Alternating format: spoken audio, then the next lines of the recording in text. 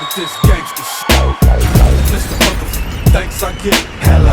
I started this gangster shit. And it's the motherfucking thanks I get. Hello. Hey, if you're enjoying this content but haven't yet subscribed, please take a minute to hit that subscribe button and ring the bell for notifications. Thank you. Alright, it's Comic Artist Pro Secrets, and my name is Ethan Van Sciver, 26-year veteran of this wacky comic book industry. I'm afraid the one that's in decline right now. World's most charming, elegant, eloquent, and yet humble man. Great big Star Wars fan, trusted member of the media. So, I don't know, I was talking to your boy Zach just now, and he said, dude, did you see the April 2019 Comic-Con numbers? And I was like, yes, I did. He's like, things are bad. Things are really, really, really bad. And I said, yeah, I think I'm going to make a video about it. I keep sounding the alarm about this. I keep talking about, why the things that are happening to Comicsgate are happening to Comicsgate. Why are we receiving death threats? Why are people so crazy? Why are they so psychotic? Why does the success of Cyberfrog and Earthworm Jim and Vestige and the Case for the Littlest Umbrella, all of these Indiegogo campaigns that are doing so very, very well and are offering prosperity to comic book creators, people who want to go out on their own and be independent. Why is this freaking people out so very, very much? Why do they have to put an end to it? I don't know. I think here's what I think. My answer to this overall question is that SJWs, political extremists, like left-wing political extremists, have officially commandeered. I mean, they have taken over the comic book industry. They're holding it hostage. They're asking they're asking for weird things. Like your boy Zach just did a great video. I'm watching it now, called "SJWs Have a Plan to Keep Everyone in Comics Unhappy for the Next 1,000 Years." There isn't going to be a comic book industry in a 1,000 years. There isn't going to be a comic book industry in 10 years if things continue to go the way that they're going. But it's all about how certain extremists, like political extremists and third-wave feminists, are sitting there forcing companies and conventions to sign these like quotas that say, I will make a pledge to you that there will be 30%, 30% of the people that we hire and promote will be women and LGBTQ and non-binary people. Ridiculous. This is not the point of business. This isn't what things are supposed to be about. It's just supposed to be about producing great comic books that entertain people. And the identity of the people who actually produce this work, this sellable work that keeps people and their families fed, doesn't matter at all. If you are, trans, if you are non-binary, if you are a woman, if you are a person of color, it just doesn't matter. It just doesn't matter. Now, it shouldn't be a reason why you don't get hired. Obviously, that is something that, we would want to keep our eye on and make sure that there isn't any outright bigotry. But it also shouldn't be the reason that you are hired. That's a different kind of bigotry. Now, all of this is leading to decline. It's just irreversible decline. People walk away from this. When you hear about that, when you hear about, hey, 30% of we need you to make a pact that there are going to be 30% non-binary creators at your convention or at your comic book company, you just kind of feel sick. You just kind of go, something's wrong. Like this isn't right. I know it's meant to make certain people feel right. This sense of kind of ordered equality, like forced diversity. Like, hey, there have to be 30% white people, 30% black people, 30% brown people, and I don't know what, 10% Asians. I don't know. That's not equal. We got to divide it 25%. But there are more kinds of people. This is it's just a one-way ticket into madness. It's a one-way ticket into weird extremism, into ordered, kind of psychosis, into fear. This is what's happened to the comic book industry, and this is why they're so terrified of Comicsgate, because we don't need to do any of this. Anybody's invited. We have people. We have gays. We have people of color. We have women. Everyone does just as well as the next person, just based on how cool their project looks. That's what sells. That's what actually makes a difference. The quality of their project, not who they are. So Comic-Con here, this website follows the mainstream comic book industry, the direct market, which means comic book companies like Marvel, DC, and Image shipping their comics not to you, the customers, but to an intermediary, a comic book store. Okay, and the comic book store, their job is to basically guess. They judge, like, okay, how many of this book do I need to order in order to sell them all? I want a sell through. How many customers are going to come in and buy this comic? So therefore, basically the crushing pressure is all on the comic book stores. The comic book companies only have to trick the comic book stores into buying the comics because they're non-returnable. In the magazine industry, if Cosmopolitan, if Sports Illustrated does not sell through, you can send those remaining copies back and get your money back. Okay, so it's no risk for these for the people who stock these magazines. But the comic book industry is different. You buy it, you keep it. You lost, on a $4 or $5 comic, you lost $2. All right, so that is the poison. That is what is ending up. That is what is killing the comic book industry now. Comic book companies are exploiting, they're tricking, they're employing predatory practices to now to force comic book comic book shops, retailers, into buying these books that have been poisoned by social justice that nobody wants to buy. Retailers can't get people to come into their shops. This is the end result of all of this. This is what's happening. So April's 37.75 million in comics and graphic novel sales to comic shops. That's how much the comic book industry brought in the month of April. That represented a sharp drop from the previous April. Okay, and that previous April was boosted by Action Comics 1000. So that was a big milestone book. DC Comics really just raked it in with Action Comics 1000. It was gigantic. It was overpriced, and it had something that comic book companies are now desperately employing as a weapon to keep their numbers up there. Multiple variant covers. You have one single book, you have 100 different covers on the same book, so that hopefully you will trick retailers into anticipating that your customers are going to want to buy all 100 copies, or at least more than one copy. So retailers can't get their bearings. They don't know how many to order because they can't anticipate how many variant covers their customers are going to buy. This is predatory publishing. This is the poison of the comic book industry right now. It's just one problem, but it's a big problem. So a further contributing factor was DC's ongoing cutbacks of its periodical line. Started the previous year. Its 52 new issues tied December 2018 as the publisher's lowest number since 1991. DC Comics is looking at the state, the landscape of the comic book industry, and they have decided wisely, I think, to just cut the number of books they're publishing almost in half. The number of comics that DC puts out every month has varied anywhere from like 110 to like now the lowest point in 25 years. Now they're only publishing 52 comics, 52 books. That's dreadful. But they're thinking, look, there's just not enough. There aren't enough customers right now, and they're also saying there aren't enough talented creators right now to sustain this many comics. That's probably. That might be true in one sense. I think that the current crop of creatives that are actually producing these books are not talented enough to sustain and sell a comic book with a $5 price tag.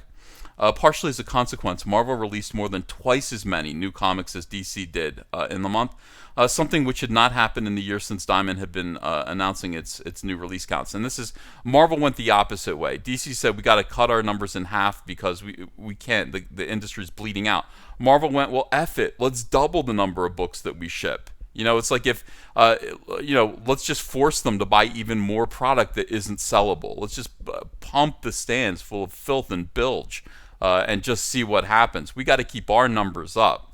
DC's tightening their belt. Marvel is pigging out right now. And of course, who pays the bills? The retailers who are going out of business. 10% of shops go out of business every single year. It's pretty, it's catastrophic. As I've told you, the comic book industry is sinking now. You're going to see more of this. This is fantastic right here. Marvel's overall dollar sales to the market, aided by the chart-topping War of the Realms #1. We're almost exactly even year over year, significantly better than the overall market, but requiring new releases to get out there, more new releases. DC, meanwhile, was cut down quite a lot, even accounting for Action #1000. but not as much as expected given the reduction of a release slate size. So Avengers Endgame came out in April. It blew box office records out. It doesn't make a difference. It just doesn't make a difference. It's not helping. It's not helping the comic book industry in any significant way. I mean, that you might be able to sell Thanos #1. You can get it out into bookstores, and just normies will buy something like that. But it's not going to translate to more people coming into the shops and buying more comics. People might buy 1 or 2 comics as a curiosity. All right, so let's just look at the charts here. I mean, this is horrifying. All right, this is horrifying. So the #1 comic of April was War of the Realms #1. 187,851 copies sold. Now, what they don't tell you here is that War of the Realms was Marvel Comics' strategic #1 release. They had 25 variant covers. 25 variant covers on this one book. So with 25 variant covers, that offers you the opportunity to buy. I don't know how much you're going to spend on this book here. Now it's $6, 6 times 25. You're supposed to spend, I guess, is that $300? Is my awful comic book artist math correct? They're asking fans who want to collect every issue, every edition of War of the Realms #1 to invest $300 in a single book. And that's what they did. They pumped the stands full of 25 variant covers, forcing retailers to just make dizzying life and death decisions about this book. I mean, what is our profit margin going to be this week? Are we going to have enough of this comic to supply demand, the demand of our customers, or are we going to be forced to buy too many? Even after all of that, they only arrived at 187, let's just say 188,000 copies. Even after 25 variant covers, that's what they got, man. Oh my gosh, Marvel, how humiliating. Another #1, they release something called Symbiote Spider-Man #1. So this is another trick. Constantly pump the stands with #1 issues, like, first issues of things, because a lot of people are going to buy. You have to speculate and say, well, I got to buy the #1 issue of something and try it out, or it might be worth something later. Don't do that. These comics are not going to be worth anything ever. They put out another #1 issue, and they have, I don't know how many variants on this, but they had 165,000. Okay, so these are the two. Marvel has the 2 big successes, but at what cost? At what cost to retailers? And then we go all the way. Look at this plummet here. From 165,000 to DC Comics' top-selling comic for the month of April, Batman Who Laughs, 103,000. A drop of 62,000 copies. 62,000 copies sold, the Batman Who Laughs. And now we go down to what's really, really terrifying here. Now, Batman has always been a top-tier seller. You can always count on Batman to be DC's top-selling comic. It's the place where you want to be. You want to be on Batman, because Batman books are always, they always sell like 150,000. They always do really, really well. And basically, other books are measured by the consistent success of Batman. And in April, we have 2 issues of Batman, 69 and 68. Why did 69 sell better than 68? I think I know. Look at this. 88,000, 87,000. That is where DC's top selling, because Batman Who Laughs is probably just a mini-series. That is where DC's top selling franchise is right now. Now, I will tell you, the 80s, this is a sales range that I have been used to selling. When I worked at DC Comics not too long ago, I mean, it just wasn't too long ago, maybe 5-6 years ago, the books that I was working on, which were not Batman, were selling in this range. 80,000. I think it was like Flash, Green Lantern books sold in this range. Now Batman has plummeted to this. This is, by the way, if you're working on these books right now, you should know. These are here's something for normie fans to know. Comic Artist Pro secrets. This is a real secret. In order to make royalties off of your comic book, you need to be selling over 40,000 copies. Okay, so that's an important fact. If you're a comic book artist or a writer, you're getting the secondary paycheck, which is royalties on issues sold over 40,000. So in other words, when you sell 40,001 copies of your book, you're going to get a nickel in royalties, starting with that first one, copy sold over 40,000. Now let's look at all the comics that are above that right now at DC Comics. I don't know what the deal is with Marvel. I know their royalty system is terrible, and it's really, really, really bad. They do not pay royalties the way DC Comics does. So let's just be generous and let's look at DC and let's just see how many books at DC Comics are selling over 40,000. How many creators are actually receiving royalties? So we've got, of course, if you're on the Batman titles, you're receiving royalties of at this point about $5,000 a book. That's the number one job at DC. You're getting about $5,000 in royalties per issue of Batman. That's the top job. That's the top job. That's what you have to aspire to these days. The comic book industry is dying. Heroes in Crisis, a miniseries, has bottomed out 79,000 in its eighth issue. A really kind of depressing comic series that I don't know. I don't know who these are for. I don't know who these sad. I don't know why these comic book companies are trying to bum out their readers. But Heroes in Crisis was a desperately sad comic book miniseries. Amazing Spider-Man now is selling in the 70s.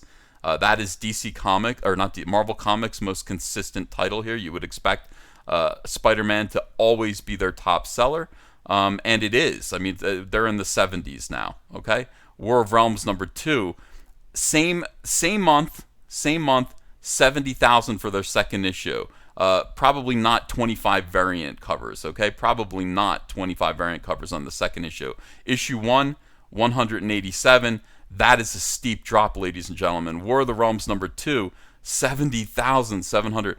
Detective Comics, more Batman titles now. You can be working on the oldest DC Comics title, other than Action Comics. The oldest, the Detective Comics, that's where Batman was born, and you are sitting at the 60s now. And I will tell you this, Hal Jordan and the Green Lantern Corps, the last series that I worked on at DC Comics, was selling in this range. Okay, and it was considered to be kind of a B-list title. It was not an A-list title.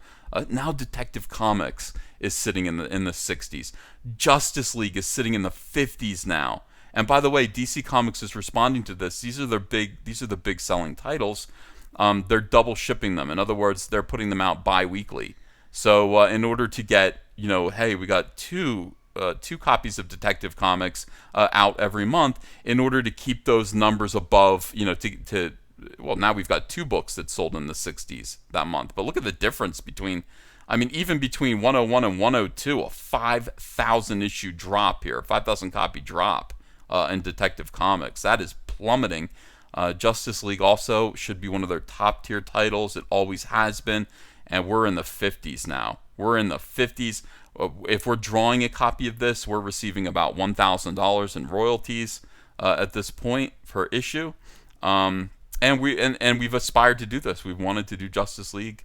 This is a book that we want to do. I'm speaking abstractly as a comic book professional. That's a book that you want to actually work on, and this is what you're going to get. Amazing Spider-Man now selling in the 50s. Amazing Spider-Man. What was this up here? Why is Amazing Spider-Man 2019? 1819. I'm not sure what HU means. I'm not sure what that means, but okay. In any case, Fantastic Four's back. It's doing pretty good, I guess, compared to the market. Here's Green Lantern. Here is the incredible Grant Morrison, Liam Sharp reboot of the Green Lantern franchise. 49,256 copies. That's good. You're getting royalties for that. But it's Grant Morrison, for goodness sakes. More reprint copies of Detective 1000. 45,000 people are reordering that book. That seems to be evergreen. Action Comics, Superman. This is where Superman is. This is the first Superman. Is that the first Superman book on the? No, here's a Superman book. Superman is now selling 48,802. Okay, that's Superman. And here's the other Superman book, Action Comics, 42,000. Now we're right on the border here. This is where the royalties are beginning to dry up. You're selling 42,000 copies of Action Comics. You're getting a royalty check of about $200. Okay, at that point, pathetic. Walking Dead, Walking Dead has just fallen from grace, 42,000 as well. Catwoman now. Catwoman's making royalties at DC. Thor, 40,000. Oh my gosh, these are the numbers. Oh my gosh, these are catastrophic. All right, and that's it. Catwoman is the lowest selling DC comic book to make royalties. Everything after Catwoman, let's see. In order to get a royalty comic, you've got to be on Catwoman. Superman, you need to be on one of the Batman books. You could be lucky and be on the Grant Morrison Green Lantern title. Justice League, Batman Detective Comics, Batman. And then these two miniseries here, Batman Who Laughs and Heroes in Crisis. That's it. These are the only creative teams that are earning royalties in comics right now. That's it. You got to hope that you can move on up the line. Catwoman is now outselling Flash. Flash has now plummeted oh my god. Flash has now plummeted below the royalties line at 38,000. You got to be kidding me. This is absolutely catastrophic, and they're double shipping it. They're double shipping Flash. It's still bi-weekly, and it's below the royalties line. Wonder Woman below the royalties line now. Yeah, this is really, really, really bleak. I want to see. Just recently I was saying I wonder what it takes to be. How many copies would you have to sell to just break into the top 100? I mean, these are mainstream comics. Aquaman, 25,000. These are cancellation numbers. Oh, Nightwing, 24,000 cancellation. How many copies do you have to sell of an independent book in order to break into the top 100? The top 100 should be dominated only by the very, very, very best of the best. So let me see here. I'm curious about this, just for the sake of maybe trying to get Cyberfrog in there. And these are, by the way, these are $3.99 books. Cyberfrog is a $25 book. So 100, that's it. This is the 100 line. Punk Mambo from Valiant. This must be Valiant's top-selling comic. Let me just double-check that. Boom has one in the top 100. Marvel, DC. Boom has two. They have Buffy the Vampire Slayer. Any others other than Marvel and DC? That should be it. That should probably be it, except for Walking Dead and Image. Yeah. So in order to get in there, you need to sell how many copies? 18,733. Well, I think Cyberfrog has done that. And Cyberfrog has done that at the $25 level, not at the $3.99 level. I wonder if I should try to go through the direct market at this point. It's just like this whole... It just seems like it's wounded at this point. It just seems like it's wounded. And why is this happening? It's happening because social justice warriors they have Wonder Twins. Wonder Twins is selling 16,000. That's oh dear Lord. Let me just keep. I'm sorry. Out of curiosity, I'm gonna keep scrolling down here and just see like exactly what's going on. The Star Wars Solo adaptation, 12,000. That's yeah. Did you like the movie? Did you like the confusing weird movie? Maybe you'd like to read the comic book about the confusing weird movie. Look, Comicsgate is Squirrel Girl is selling 10,000 right now. I mean, that's, interesting. These are all the SJW books down here for the most part, or at least the SJWs that are kind of the loudest voices, that are kind of making changes and insisting on identity politics, ruining the comics, being placed at a priority. This is where they all are, right down here, at the, Goddess Mode. DC's Goddess Mode, by Zoe Quinn, and the guy, Robbie Rodriguez, the artist of this comic book, decided to send me a picture of his anus. Literally, on Twitter. He tweeted me a picture of his anus, and this is what, DC Comics didn't fire him. Why would they? He's bringing in 5,176 copies of his comic book at $3.99. Those are the big bucks. Those are the big bucks right there. So obviously that makes sense that they kept him on board after he did something really disgusting. And my goodness, this is the way it is, guys. This is the state of things. Now, what needs to change? Everything needs to change. Basically, everything after 100 should be canceled. If it's a Marvel or a DC project and it's If it is coming in sales past 100, I feel like it needs to be canceled and rethought through and relaunched with an elegant, creative, eloquent, and yet humble creative team that can actually bring excitement and enthusiasm. Again, this is it. It's all right here in black and white. And people who are saying that the comic book industry is okay and that Comicsgate is just being silly, I don't know. It's all in black and white. I don't have to account for any of this. Cyberfrog's doing pretty good. I have every reason to believe Rainbow Brute, which we're going to launch pretty soon, is also going to do well. My idea to do Vampirella Cyberfrog variant covers, I think that's going to do very well. I don't know why everyone can't just do as well as Comicsgate. Something to think about. All right, thanks for listening. Look, obviously go buy comics. Go to your local comic book store. Try to support these poor people who are trying to support their shops. Stay afloat, in this incredibly weird, incredibly strange, and sad time in comics. Go buy some comics. Find something that you like. I want to hear about it. I want to hear what's good in comics. I'm not trying to connect AirPods. That's my stepdaughter upstairs. All right, and subscribe to this channel, please do, and leave comments below. I want to know what you think. What is the answer? What is the solution to this? Do you think we're going to pull out of this nosedive, or are we reaching the bottom? I want to know what you think. Subscribe, ring the bell for notifications. Thanks a lot. I'll see you again later with the new video. Hey, I got a P.O. box. Want to send me some mail? Send it to Ethan Van Sciver, P.O. Box 607, Marlton, New Jersey, 08053. And I'll probably open it up on the live stream. Thanks very much, everyone.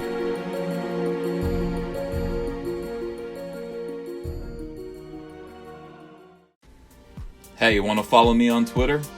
Are you sure? Well, if so, I'm at Ethan Van Sciver. That's at Ethan Van Sciver. See you there.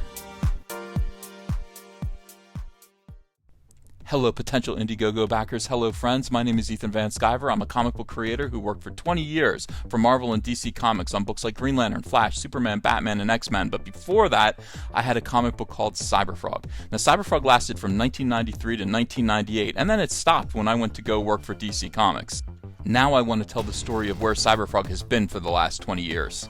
I want to write, pencil, ink a book called Cyberfrog Blood Honey that tells the story of gigantic alien hornets that come to Earth and conquer it, sending Cyberfrog into deep hibernation, where he emerges now in the year 2018 into a completely alternate reality, a new world where these hornets have taken over, devastated humanity, using human skin to make gigantic wasp hives, and harvesting human blood to make honey to feed their young. Very few humans still exist. But it's up to Cyberfrog to save what's left of humanity and turn back the damage that's been done by these wasps with his brother Salamandroid and his friend Heather Swain. I want you to help me do this. We're going to get colors by Kyle Ritter. He's a fantastic colorist, and he's going to make this book sing. I'd like this to be a 48-page one-shot prestige format, part 1 of 4. So I'm asking you to help me launch the very first Cyberfrog Blood Honey epic graphic novel. Are you in? Will you help me? I hope so. Let's get this frog jumping again.